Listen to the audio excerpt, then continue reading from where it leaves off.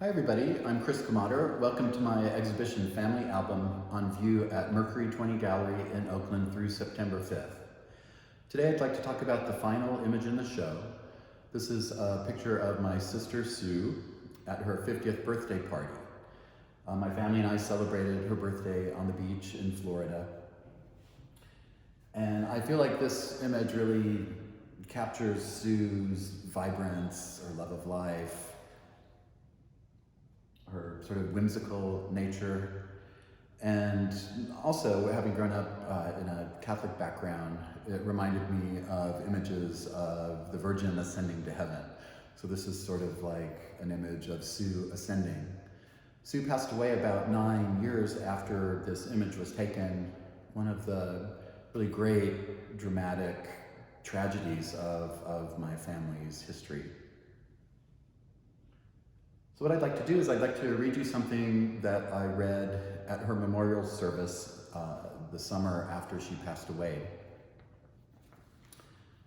Sue dropped me once. I was still a toddler. We were jumping on the bed and I bounced right off and landed on my teeth. I don't remember it at all, except a vague recollection of being on a table, doctors looking at me, and a bright light shining on my face. One day when I was a teenager, Sue told me, "Do you remember me dropping you when you were a baby?" and told me the story. Shocked, I replied, "No." What else was she going to tell me? That I was also brain damaged?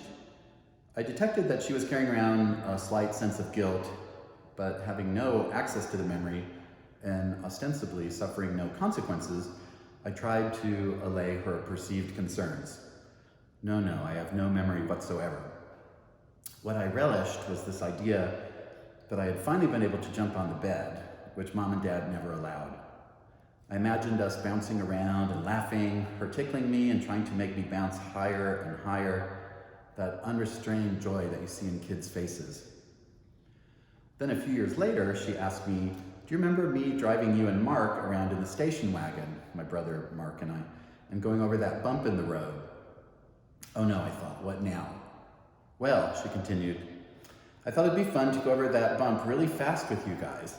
You weren't wearing seatbelts and you both flew out of your seats up into the air, floating in space for a moment, nearly banging your heads on the roof of the car, crying and screaming as you landed back in your seats."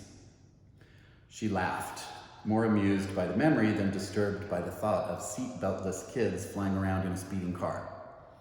I loved the idea of Sue's daredevil driving, clearly meant to amuse us, and thought about us hovering in the air like little astronauts. Sue never revealed any more near-death encounters that she contributed to my childhood. I mentioned these incidents to Carol, and she remembers driving the car.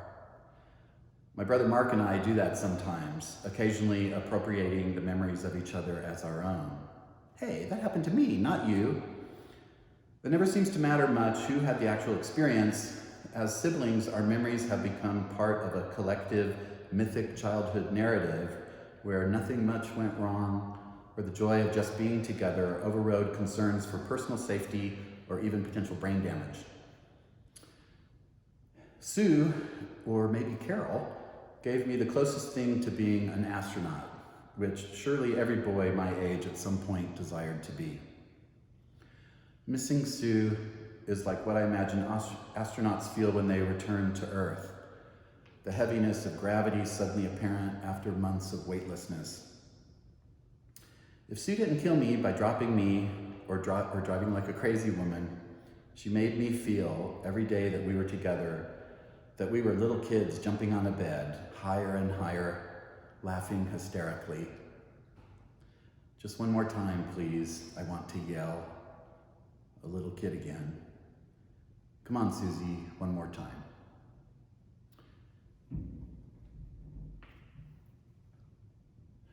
So I want to thank you very much for coming to my exhibition, and I hope you all have a wonderful evening. Thanks.